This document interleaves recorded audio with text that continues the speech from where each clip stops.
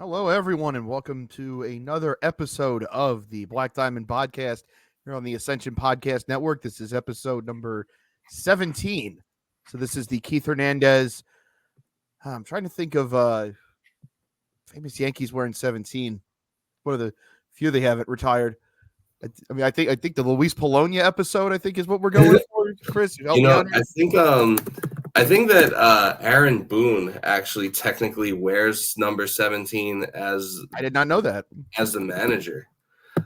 You wouldn't know it because he never he never actually wears his jersey as the manager. He's always wearing like a hoodie or something, and that seems to like piss some boomers off. But I feel like a lot of managers have that pullover now. Like I know Buck wore that all the time. I think Mendoza wears it most of the time.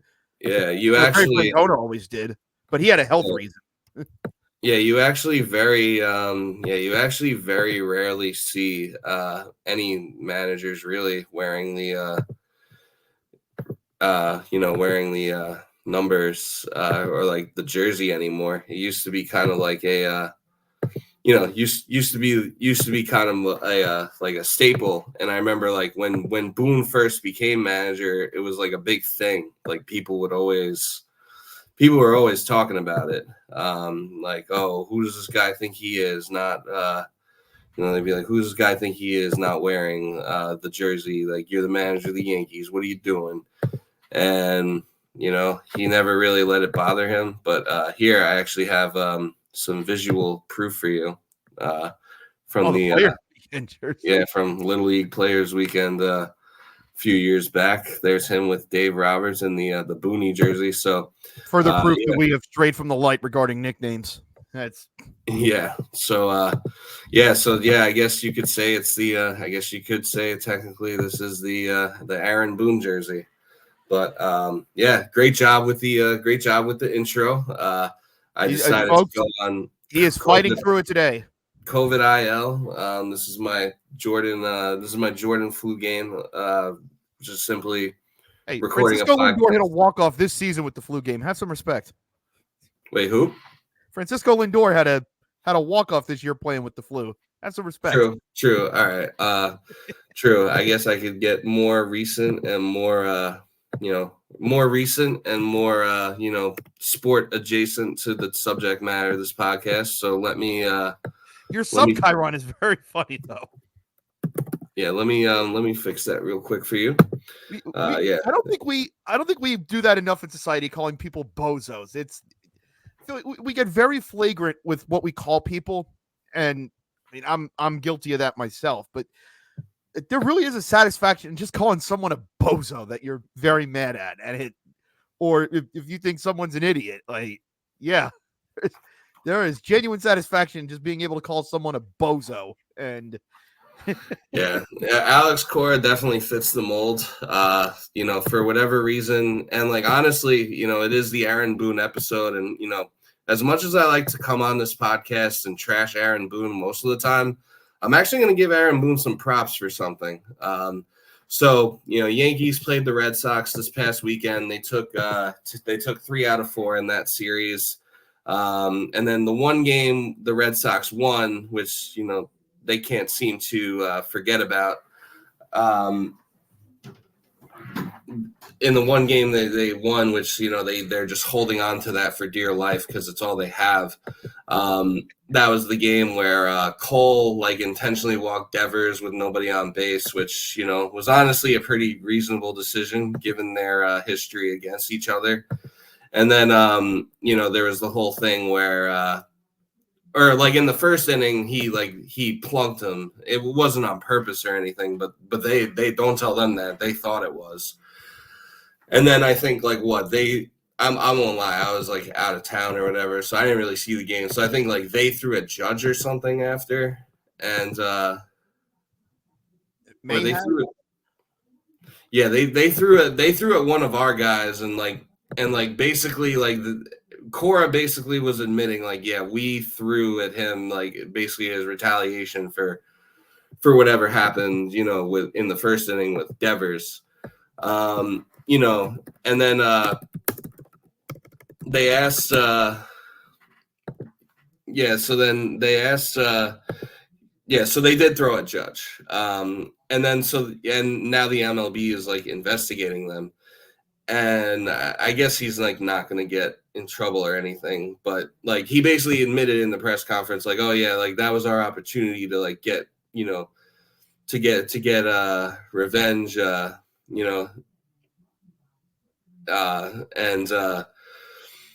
he's like, we took exception to the hit by pitch because it was loud and clear that he didn't want to face him. It was intentional, and I'm not going to back off of that.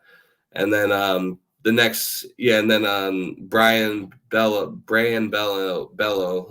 however you pronounce his first name, he threw the first pitch behind his knees, and then basically Cora said something to the effect of like, yeah, we closed that out.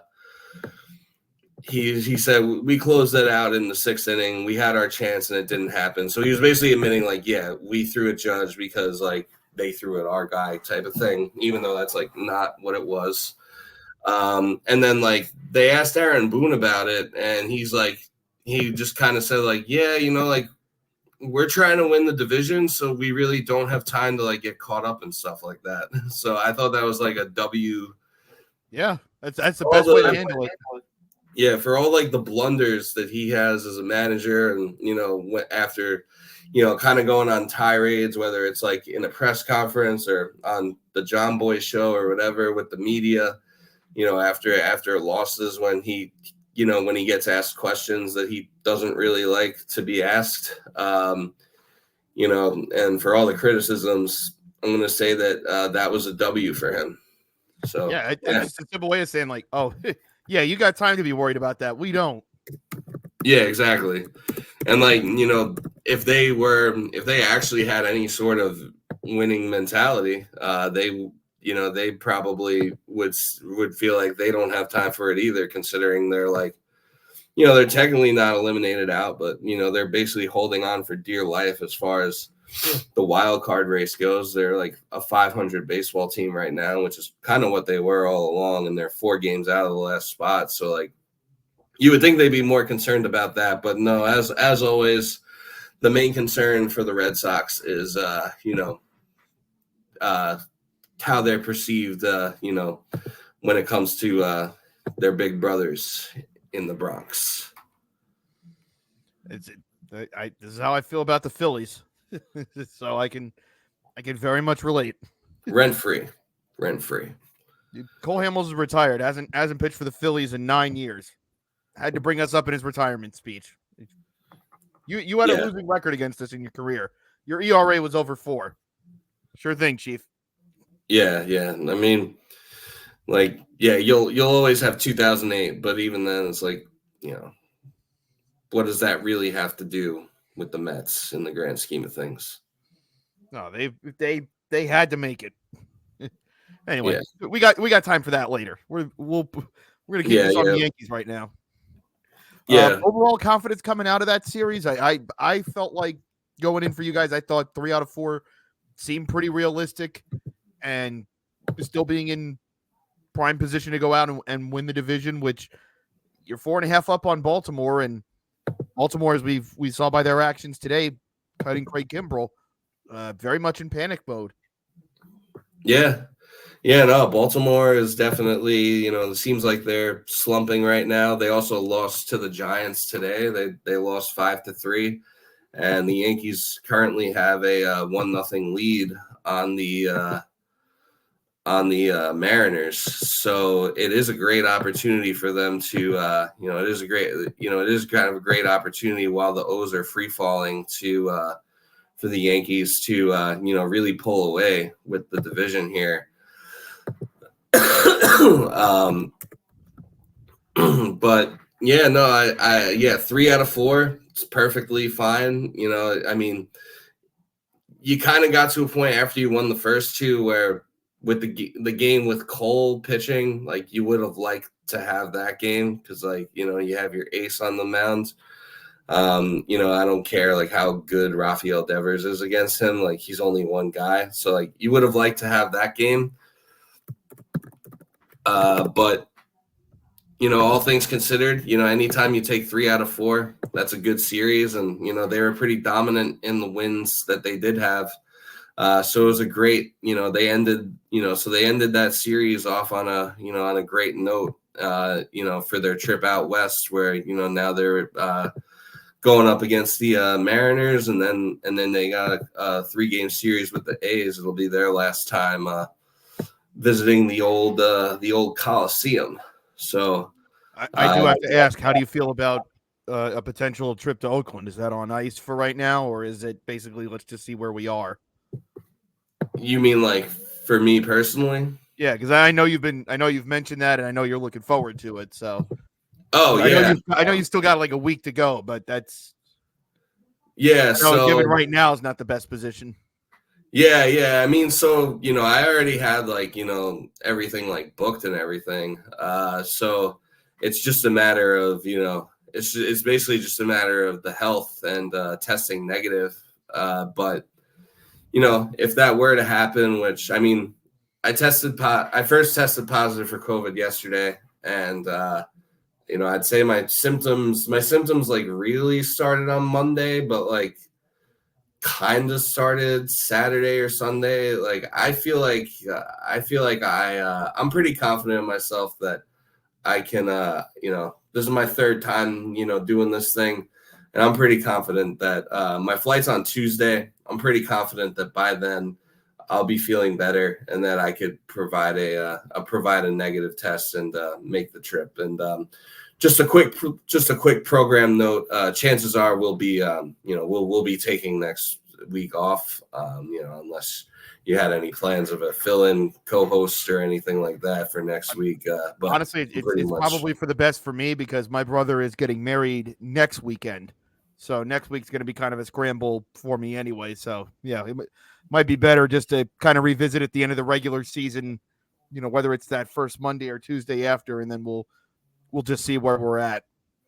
Yeah. So quick, so not to this is probably stuff we should have talked about before we hit the record button, but here we are. So just a quick little housekeeping. We'll have this episode this week, but don't expect anything from us next week because we ain't gonna be here. But after that we'll be late September, early October, we'll be back and ready to roll for the playoffs where hopefully both teams will be participants. Hopefully, I will not be live from the psych ward. Hopefully, I will be right here in my room with a sound mind. Right, all of my hair. I still have my hair, as you see right now. Hopefully, that'll still be there. Hopefully, I haven't pulled that out. As long as you're able to bring that microphone to the psych ward, and as long as you're able to deliver the takes, we'll be okay. Just don't let them, don't let them take away your freedom.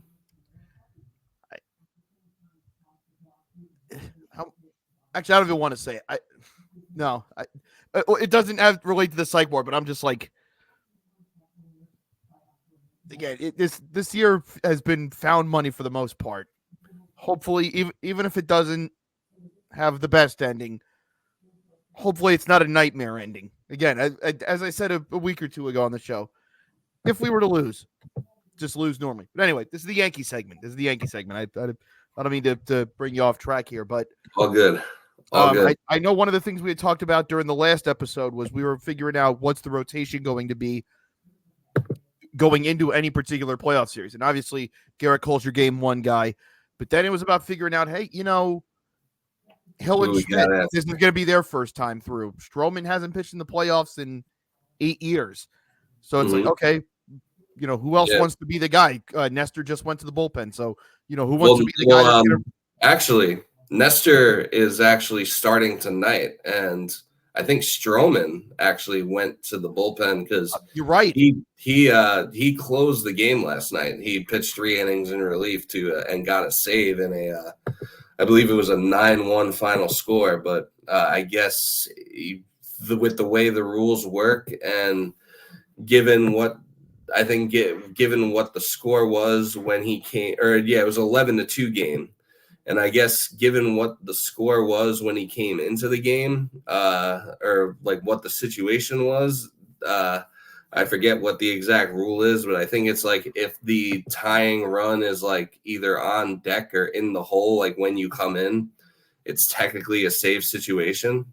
So you're right, technically there. The way he got it was he threw the last 3 innings. It does not matter what the score is. If someone throws the last 3 innings, It's a they get save. the save.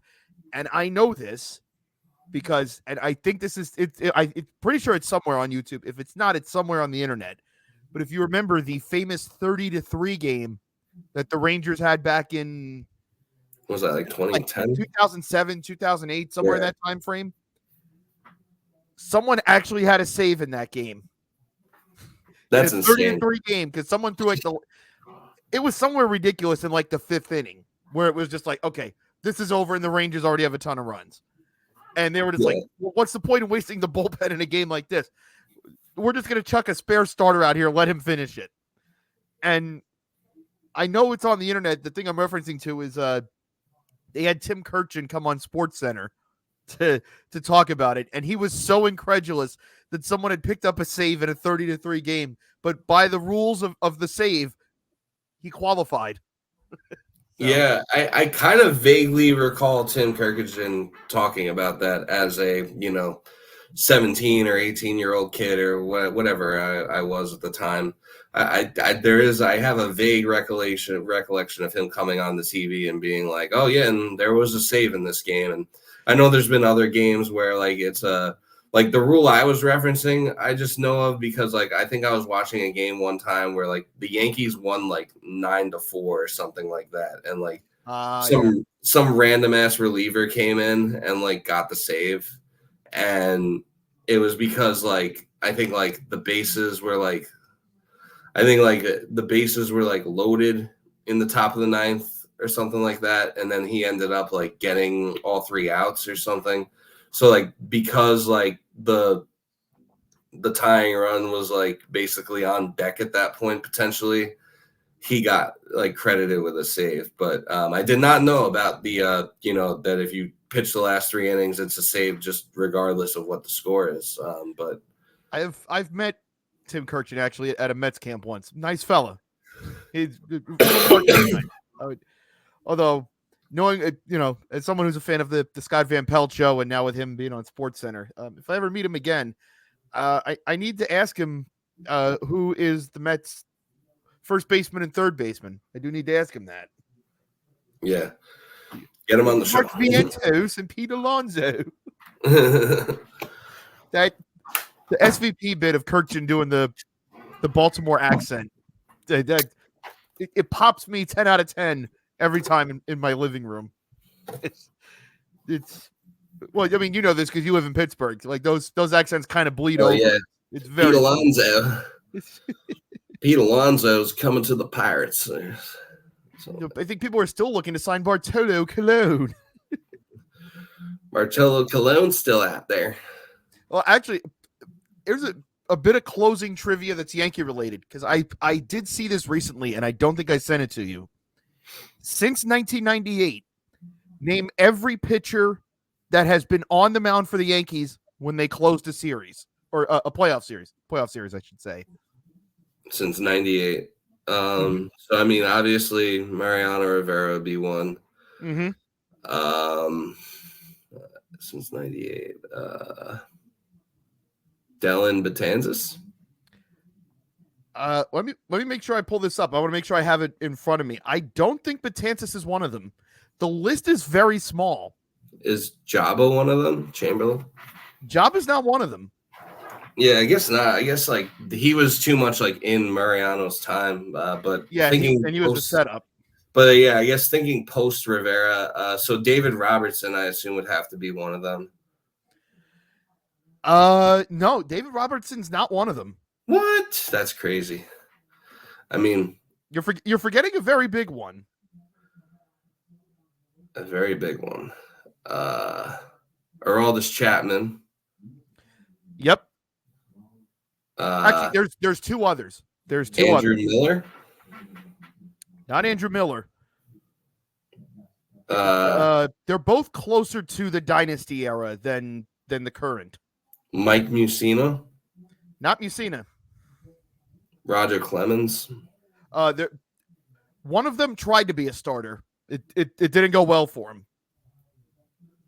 Tried to be a starter and didn't go well. And it was closer to the dynasty era. Mm-hmm. Actually, here's what it was.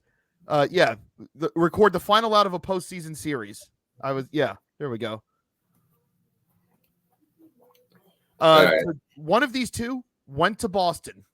It didn't work out well for him there. I don't know if that helps. Went to Boston, didn't work out.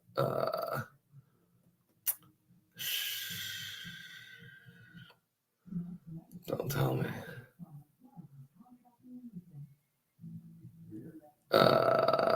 Man. I feel like you guys would kill to have him now.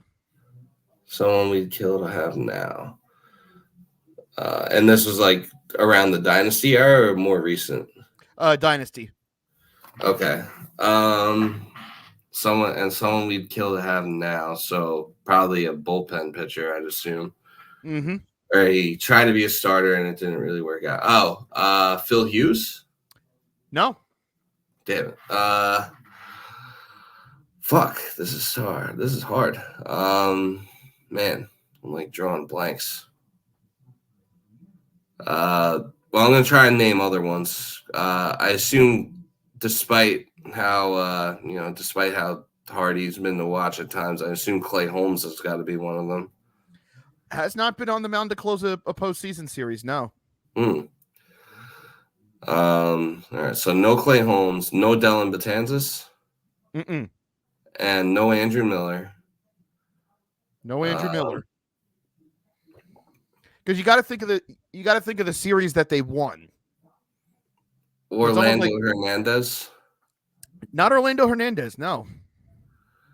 Man, this is tough. So Chapman closed out 22, right?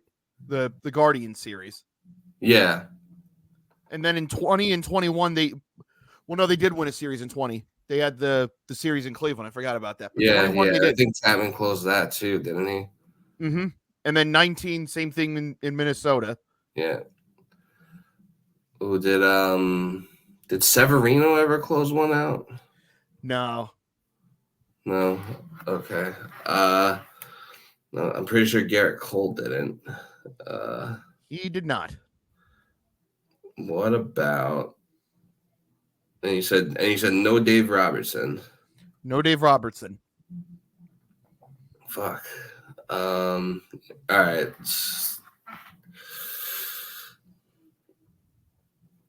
Man, this is tough. Honestly, I give up. Ramiro Mendoza. Ooh. That's what I was alluding to. Oh, when did he close out a series? It does not say. What actually, year? You know what? I had a different tweet pulled up. There actually is. So here's what I can tell you.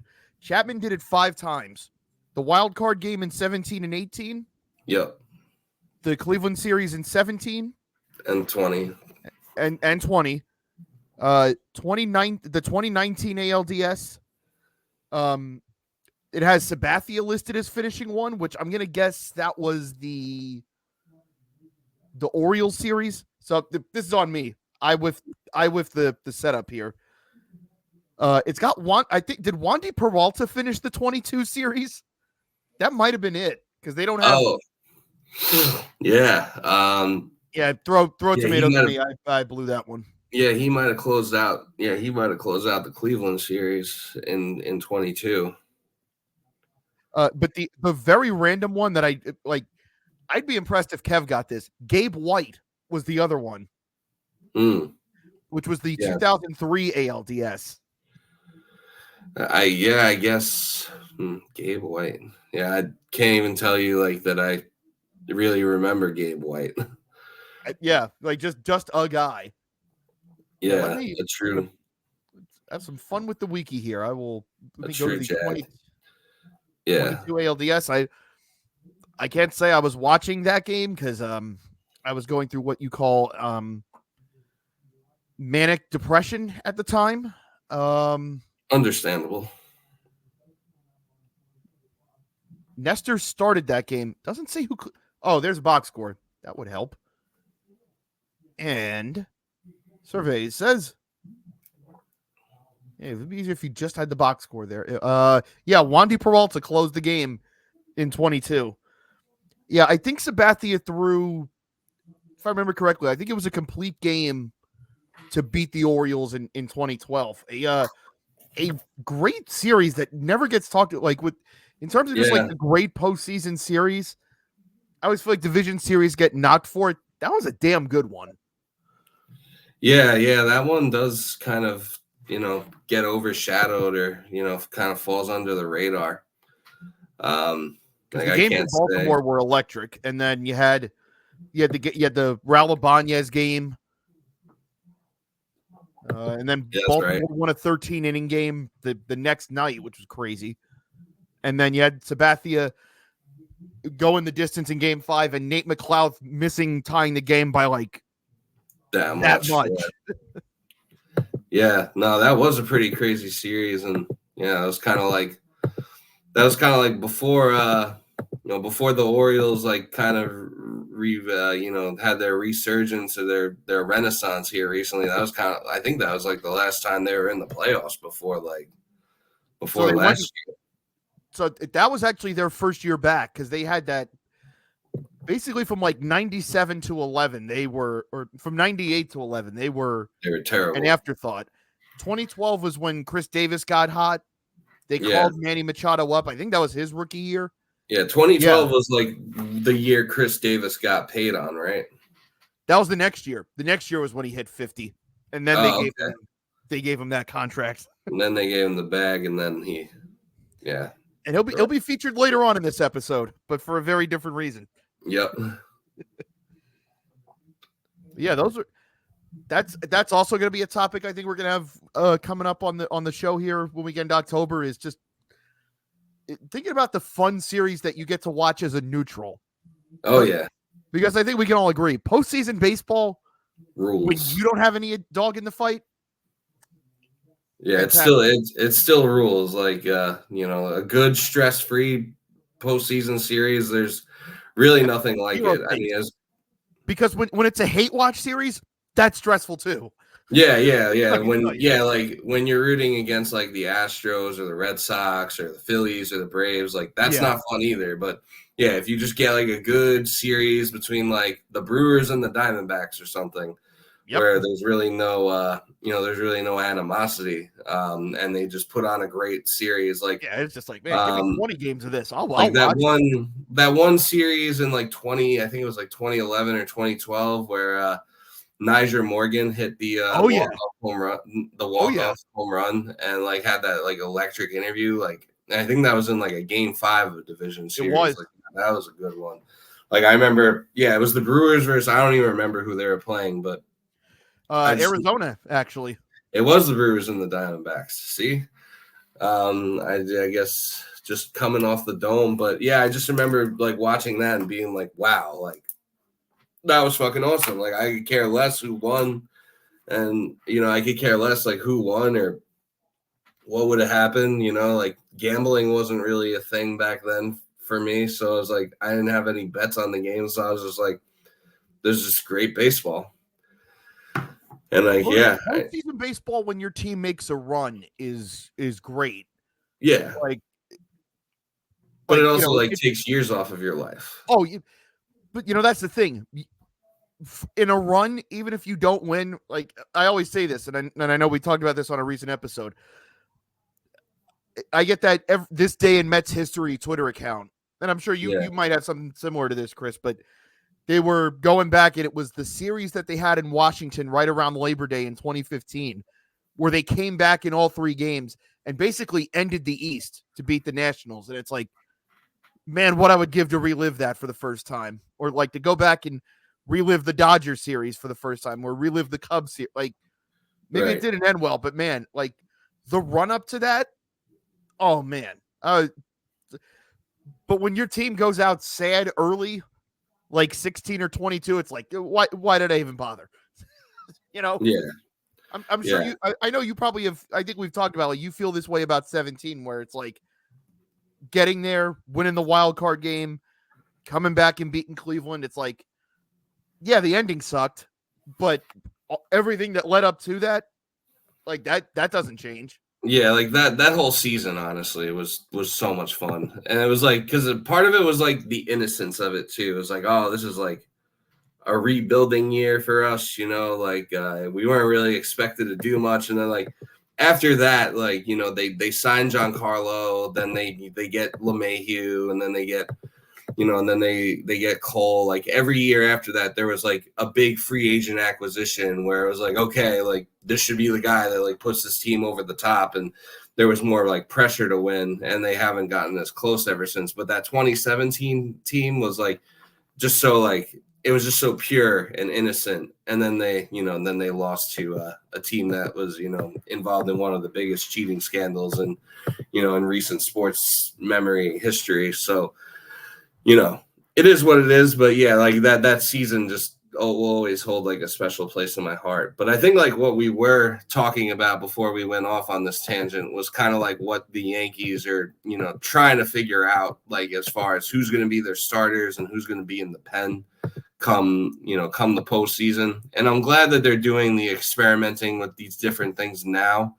It's almost like they used the first like 5 months of the season to figure out everything that wasn't working for them, which obviously, because like, you could only come out and Clay Holmes can only blow so many saves, and you can only blame it on bad luck so many times before you had to try something else. So I'm glad that, they're taking this month of September to work out some kinks and try some other things, and, maybe try and get Clay Holmes right on the side for the event where you do need him, because I don't think you can just like completely forget about him or DFA him or anything. Like I feel like you're going to need to call upon him at some point, through a 5 or 7 game series.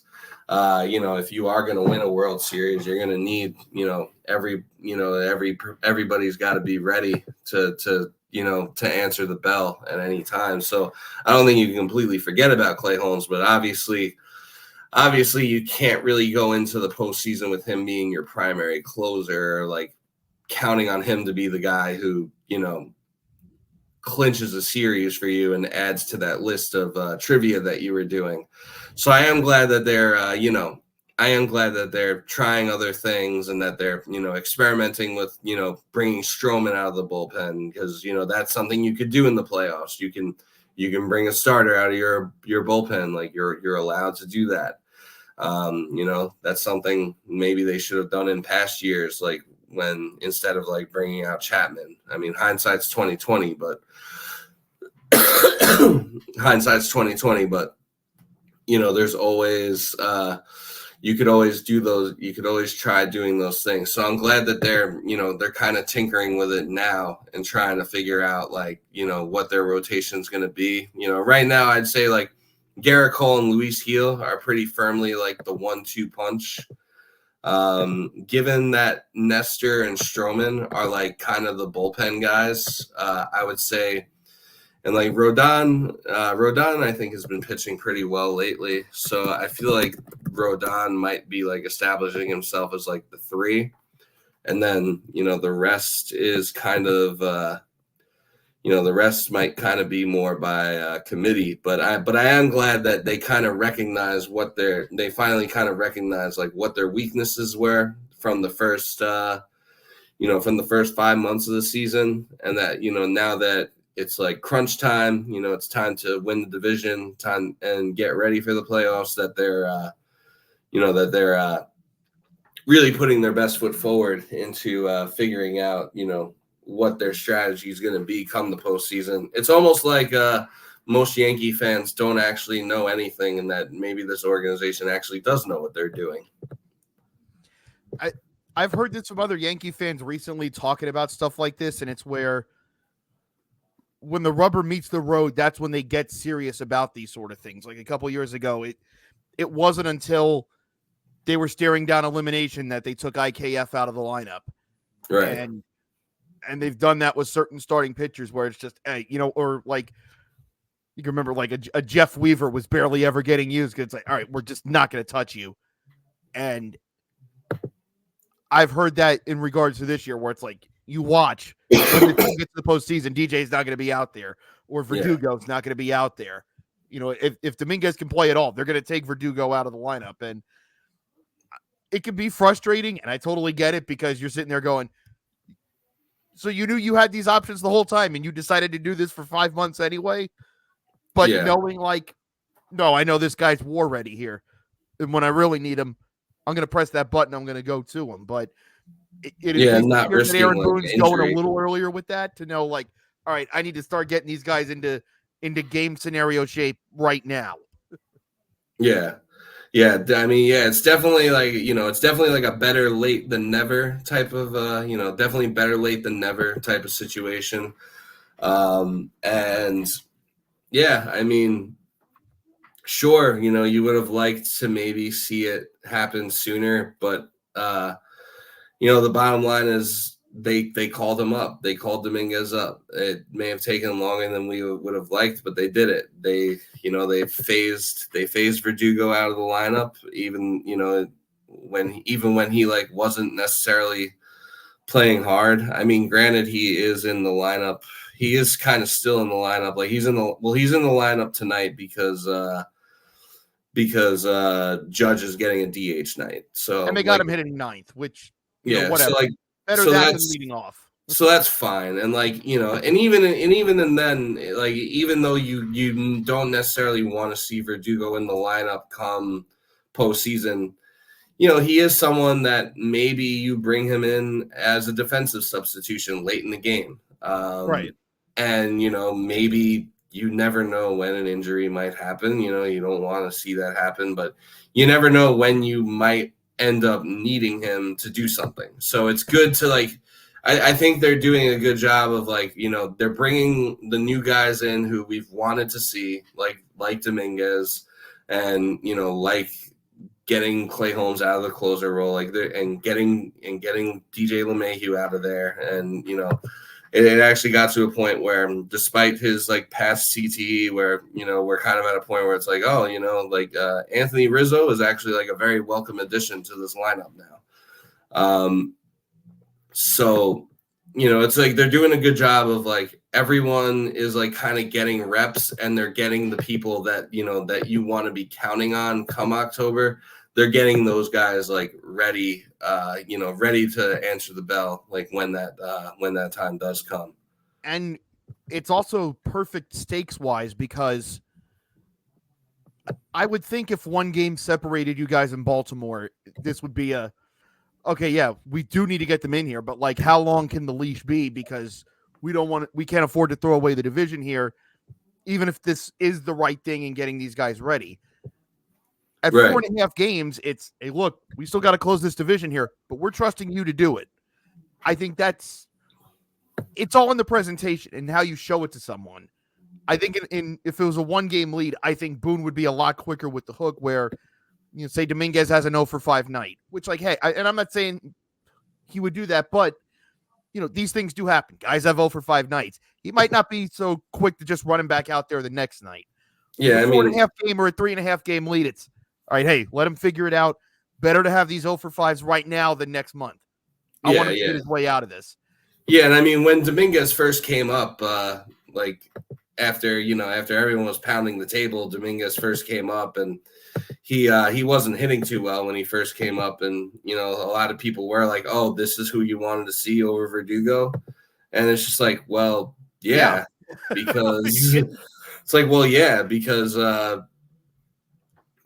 at least know he's gonna like run out a ground ball, and I at least know that he's not gonna like, he might not look good now, but I at least know there's like a better chance of, there's like less of a sample size on him and like a better chance of him turning around than like this extended sample size we've had of Verdugo just being an absolute black hole at the plate. This is PTSD of 2016, where they sent Conforto down for like 2 months, and he would come back up, and he'd have like a 1-for-4 night, and it was like an infield hit. It's like, oh man, you just had to get him back up here, didn't you? And it's like, yes, I would rather Conforto play than ever watch Alejandro De Aza hit for us again. Yes. The guy who had a 2-homer game in the World Series, yes, he might actually be something. For real.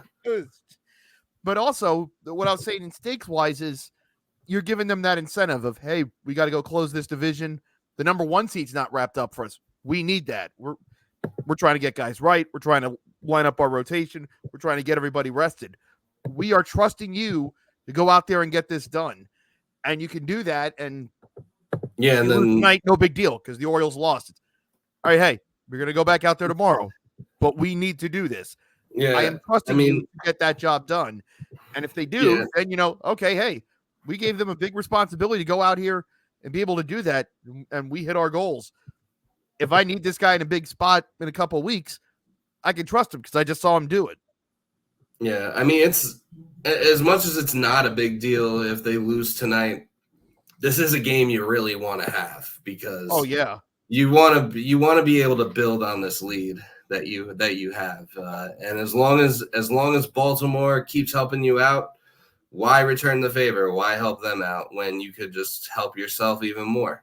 These are the most stressful September games, I feel like, when the team you're chasing or the team you're trying to hold off has already lost, or it's like they're losing by 8 in the 7th inning, and it's like, okay, we can really pad here, or hey, we can move closer. Yeah, and then when every time that you don't cash in on that, you're like, man, we really had a chance to put some distance here, or man, we could have made this closer. Yeah, it's like, man, we really needed that. It doesn't feel good when you lose and they win, but when they lose and you lose, oh man.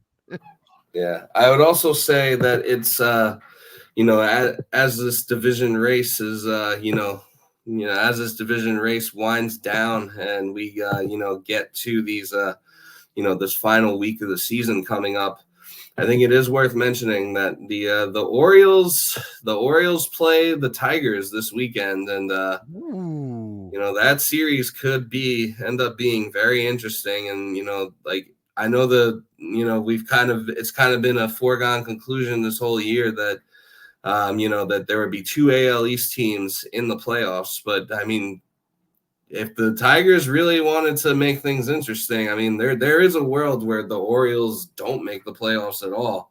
I'm not saying I expect that, but the Tigers are fighting for their lives. They're a half a game out of the last wild card spot. They're right behind right behind their AL Central brethren and the Twins and the Royals. So they have a chance to have a real interesting series here. That does trigger a question for me. I know we've talked about this with the Astros and you guys. I know it's a different era. I get it. Would you as a Yankee fan would want any part of seeing the Tigers in a playoff series? Even knowing how different it is? Or is that one of those, it's that uniform, we haven't beaten them? No, I would. I'd be fine with playing the Tigers in the playoffs. I know that historically that has not gone well for us. We lost to them in 2012. We lost to them in 2006. 2011. 2011. The Don Kelly game. Yep. Yeah. So, I forgot about that. Obviously that historically has not gone great for us, but and this Tigers team, they are kind of they're definitely frisky, but they definitely don't scare me, and I would definitely rather see them, although they are really hot right now, and they do have Tariq Skubal, and that's their pitching's good. Yeah, they have very good pitching, and they have they have some great young bats too.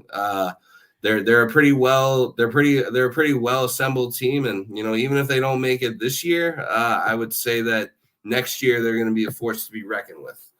That being said, as far as things go in the in the microcosm of this season, I would, if we were to play the Tigers, I wouldn't really necessarily be thinking so much about the history or the uniform. I would be thinking more so like, all right, it's us versus them now, 2024, and we should have the advantage and we should be able to win.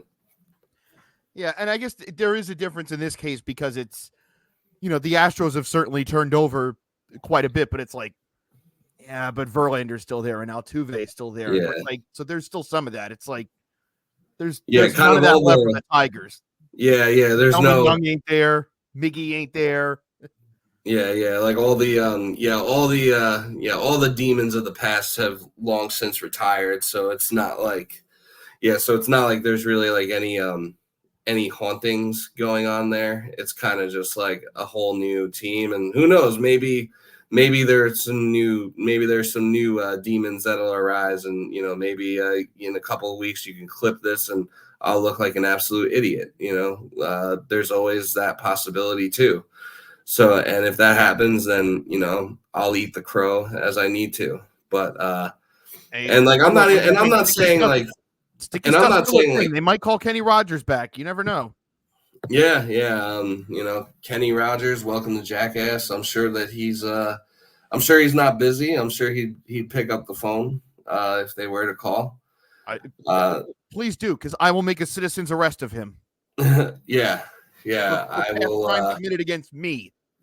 Yeah, I will help you. I could be like the I'll be the judge, jury, and executioner in that case. You can be the citizen, the civilian police officer who the vigilante who gets it done. But I'll be screaming like Vince McMahon in that one clip. You go to jail, you son of a bitch.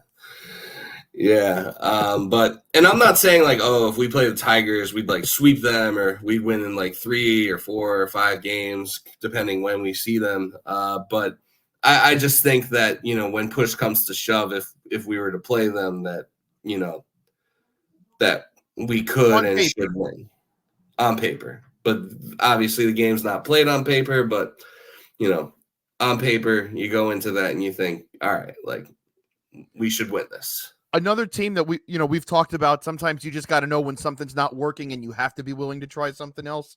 Yeah. I don't believe Javi Baez has played since August 22nd. Now, supposedly that was an injury. There's a lot of discussion about how legit that is. Yeah, but it could be like a sprained batting average. He's been playing with that for years. They brought up one of the guys that they got for Jack Flaherty, Trey Sweeney. And does he look like, the next Bobby Witt Jr.? No. Is he being competent? Is he doing enough to not hurt them? Yes. And what do you know? Look how hot the Tigers have been for a month now.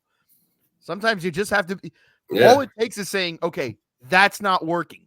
And sometimes you don't need a guy to light the world on fire. You just need competency, because Baez has been a black hole in that lineup since the day he got there. And the fact that the Tigers were just like, all right, enough. Yeah, they're like, we don't care how much money you're making or how much we paid you. It's like, take a seat, pal. And sure enough, it'll be interesting to see. I wonder, the right thing might just have to be that you eat that contract and DFA him, take the jokes or whatever. But it's like, this is the kind of baseball team we have without him. We've got other guys who are better that we're also not paying that much money to. If he's not out there hindering our lineup, who knows how far we could go with this. I would have loved to have seen what that Tiger team looks like if he's not there the whole season. Maybe they're even more competitive. Maybe this truly is a 4-team race in the AL Central. Yeah, no, maybe. And it's kind of crazy. They traded Jack Flaherty, so they were, presumably they were sellers at the deadline. I remember when we were around that time, we were talking about how, the Yankees should maybe trade for Jack Flaherty, or, the Tigers were a team where we were looking at them like, oh, what pieces can our teams potentially get from them to improve their teams and to improve ourselves. And, credit to them. They've won 8 out of their last 10. They're on a 4-game winning streak right now. And they're playing their best baseball at exactly the right time. And, if they get in, they are a team that, could make some noise. I'd still rather see them than, say, the Orioles or the Astros at this point. But I totally get that. I think they're a team that, I think they are a team that, if they do get in, you can't sleep on them. Yeah. especially with There's the way always, this it season's feels like gone. every year now Really there's a team in the division series where you're just like, where did they come from? Where was this? Yeah. Yeah, and especially with the way this season's gone, where it's like there's really no powerhouse. Like, I mean, there's powerhouse teams, but there's really no like runaway favorite. Like, oh, this team is clearly like miles better than everyone else. They're the team to beat. They're the team that's, the World Series like favorite. In this season where there's kind of been a lot of parity and no one's really run away as like a team that's like head and shoulders above everyone else. It's definitely the type of year where you can't sleep on anyone. So yeah, if the Tigers get in, definitely don't sleep on them, and don't sleep on the importance of this upcoming weekend. With obviously Yankees play the A's. You expect to take at least 2 out of 3 in that series. That's got to be the expectation and the standard. As far as this Mariners series goes, I would say at least 2 out of 3. You win tonight. Hopefully then, you could take that, you could take that last game tomorrow and, really start to build your lead on the O's. But, you can't sleep on the importance of, the A's series and the Tigers Orioles series. It's going to be, we're getting to the point where, these late regular season series are like almost like appointment television. And, I can't wait. I think as we wrap this segment discussing the Yankees, it may be the most important thing that the organization, from the top on down over these last, 10, 11 games and going into October, maybe the most important thing, don't let your players go on any television programs. I mean, I think that's very apparent from what we've seen over here over this past month with Aaron Judge. Don't let them be on television. Don't let them be on with Stephen Colbert. Don't let them be on Nickelodeon. Don't let them show up on MLB Network. You don't know what that's going to do to them. Hey, remember when I said that? ACAB includes Judge and his dog? What did you say, Chuck? I remember when I said that. I was on to something. All right, you were I was ahead of your not, time. They called you a madman. Yeah. I was not. They hated me because I told the truth, but I was on to something there, and I think that you're definitely on to something with that statement. Luckily Judge has, started to hit again, and he has since hit a couple of home runs. I believe the Yankees can actually clinch a playoff berth. If I'm not mistaken, I think they can clinch like tonight or tomorrow. Like they could beat Seattle like in one of these next 2 games, and I think they'd clinch a spot, which, that in itself, I guess, is, cause for some celebration. I wouldn't necessarily, if they clinch a playoff spot tonight, I wouldn't necessarily whip out the champagne bottles because you got another game tomorrow and you got to win the division. But you are correct. A win here tonight, and they have a playoff spot. Wow, it's all right. Let's fucking go. Luckily Judge has started to hit again, and like I said earlier in the season, when Judge was kind of chasing his own record, and as of right now, doesn't necessarily look like he's gonna break his own record. Although he could have another like 10 home runs in 7 days. That's possible too. But I've kind of said all along that I would kind of take him hitting 10 less home runs in the regular season if he saves those 10 home runs for the postseason. So, maybe he listened to me. Maybe that Paw Patrol thing was just a little, maybe that was just a little slump so we could save some power for October. But, we'll see. But, I guess that'll pretty much wrap up the, part 1 here with the Yankees. I'm gonna go ahead and play the intro outro, and then I'm gonna run outside real quick and take a leak. And also my TV started running because I don't know if you've heard it this whole time. Well, I can hear it. Okay, luckily you guys can't hear it, but I can hear it, and it's been bugging me. And I was just like, hopefully this isn't getting picked up on the show. But basically what happened was, I'm glad you said that because my laptop started. I had MLB.TV up, and I switched to another game, and the audio had started blaring. And I was like, "Oh no!" So hopefully, Yeah, if I you didn't me, hear then anything, luckily. But basically what happened was I was playing a game of college football earlier, and then like I like walked away from my TV, and then like after like an hour, it just automatically switches back to like cable or like whatever I was watching, and then it just starts like blasting. So like this whole time, I've just been like hearing that in my ear, and I'm like, ah, shit, like I hope it's not on. So anyway. We'll play the outro, and we'll be back to talk some New York Mets.